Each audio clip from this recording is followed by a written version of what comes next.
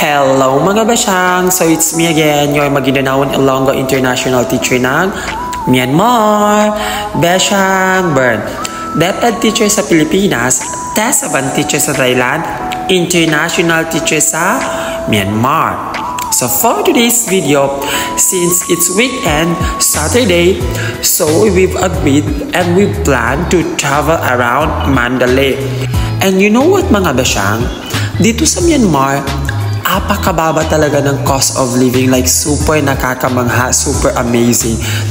So pumunta kami sa first touch namin, which is one of the famous pagoda temple dito sa Myanmar. So namasahe kami ng 7,000 or equivalent to 7 baht or nasa mga more than 10 pesos lang yan siya, as in ganun kamura talaga. And that's I think 30 minutes travel. So eto siya na pagoda, super ang laki-laki at ang lawak niya. And ayan, eto yung harapan niya, river. Pwede kang bumili dito ng feeds para pakainin mo yung mga isda.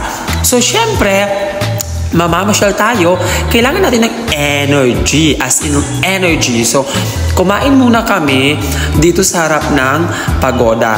And since maraming nagtitinda, tinatanong kami nila kung saan namin gusto, saan namin prefer. Lalo na ako dahil super ang arte-arte ko talaga, dahil di mo ako mapakain sa mga gilid-gilid. Kahit na anak ako ng napakahirap na tao sa mundo, pero super ang arte ko talaga. So ayan, ang natipuan ko, ito yung salad nila na parang Indian food, na-try ko na rin finally. Pero kinain ko siya, although Indian food, kasi Myanmar naman ang nagluto. And meron kaming barbecue, meron kaming cucumber, ayan, simple lang. And then, yung rice, na-amaze ako kasi sabi nila sa akin, "Teacher, do you want to order rice?" Sabi ko, "What kind of rice?" Sabi niya, "Has oil and then has salt." So, akala ko naman fried rice. Oh my God!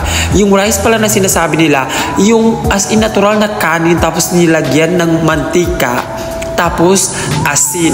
Yung inuulam namin before kapag wala kaming ulam. Oh my God! Sabi ko, ay naku, ito palang pinagmamalaki nila.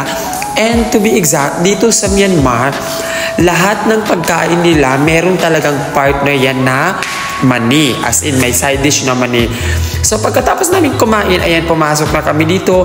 And what surprises me is, kailangan mong tanggalin yung suot mong sapatos, even yung medyas mo. So kahit super ang init, part daw yun ng tradisyon nila na papasok ka ng pagoda, dapat wala kang suot na kahit na ano. So ayan, nakapaa kami and meron silang free tanaka dito. So alam niyo naman yung tanaka, free famous cream ng Myanmar people, which is ang daming benefits, nakakaputi, pore, nakakalit ng pore, basta brightening ng skin, ang daming benefits. So eto yung center ng pagoda, dito sa pinakagitna niya. Dito kami pumwesto and look at that place, as in super nostalgic. Naka-tiles mostly dahil para magaan. And after namin nun, doon mamasyal, nagpahena itong mga kaibigan, mga co-teachers naming locals, as in lahat sila nagpahena, including Teacher Ayman. And ako lang ang bukod tanging hindi nagpahena kasi ayaw kong magtanggal ng ring, ayaw kong magtanggal ng watch. That's why hindi ako nagpahena. After namin, doon sa pagpapatato, ayan, super proud na yan. Mga makukulit na yan, pero super ang babait na mga Myanmar people. A very friendly people of Myanmar. Yan, good example. So pagkatapos namin dito, pumasyal na kami dito. And ayan na, after namin sa pagoda na yun, pumunta naman kami sa Mandalay Hill. So dito, pumakyaw kami ng parang siyang town ace or parang jeep sa atin, pero ano siya, yung L300 na ginawang van. So ayun, namasahe kami ng 3,500 each or 35 na pera. So ayan, super as in bundok talaga siya, aakyat ka, super, oh my God, sabi ko, kaya ko ba to? Tama ba ang decision ko? Kasi alam niyo naman ako may acrophobia, matatakotin talaga ako sa matataas. And yung dito na portion, parang gusto ko lang bumalik. Sabi ko, "Teacher, can we go back?" Sabi na, "No teacher, because we've already booked. We need to pay." So sabi ko, oh my God, totoo. Hindi ko alam. Hindi ko ma-explain yung feeling ko kung tama ba ang decision ko. And ayan, tignan nyo naman, as in, natatanaw nyo talaga yung buong Mandalay. Daan pa lang yan siya. Hindi pa yan siya yung totally lugar na pupuntahan namin yung Mandalay Hill, like super duper ang taas-taas talaga, tapos sila ang saya-saya nagsisigawan, pero ako itong Diyos ko, todo hawak ako kasi feeling ko, ang inisip ko, nako, pag nagkamali talaga yung driver namin ng tapak, Diyos ko, mahulog kami sa bangin, ewan ko kung mabubuhay pa kaming lahat-lahat o ano ba, ang daming pumapasok sa isip ko. That's why gusto ko talaga bumalik kasi hindi ko na talaga kaya yung fear ko sa heights. Parang hindi ko na ma-manage.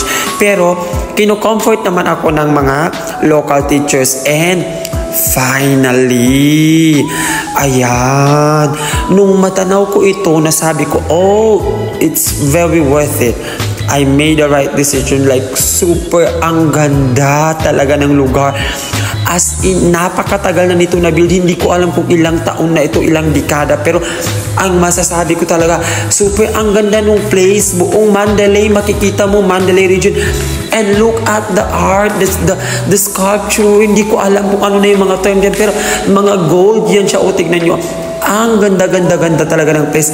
And eto, bumaba kami sa left side. Makikita mo rin yung ibang side ng Mandalay. Super ang ganda. And take note ha, free entrance ka dito pag local ka. So alam mo anong ginawa ng mga local teachers dito? Sabi nila sa amin, huwag kayong magsalita. Tahimik lang kayo. Kami lang mag-uusap.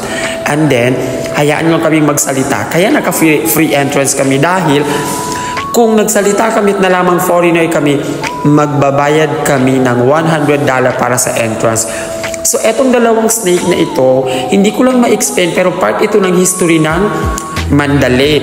At tapos, lahat ng pumupunta dito, nagbibigay ng pera. And ang sabi nila, kapag magbigay ka dito, tinawakan mo daw yung ahas, mag-wish ka matutupad. So, ginawa ko rin yun. And tignan nyo naman ito, itong gong nila, kung nagsastart na sila mag-pray. And dito talaga ako na-amaze, yung pinaka-sentro nung Mandalay Hill. Super, ang ganda talaga. Hindi ko talaga siya ma-explain. Tapos, look at that. O, tignan nyo yung sa likod, sa back portion. Ang ganda talaga ng place. Yung kung gusto mong mag-relax, sabi ko, hay nako, after all the heavy duties, the heavy load, yung super loaded ako, super ang dami kong ginawa the whole week.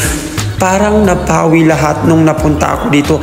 Ang sarap talaga sa pakiramdam na mapunta dito. Then, mamimit mo yung mga friendly people, approachable, yung very kind, super thankful talaga ako sa mga co-teachers ko.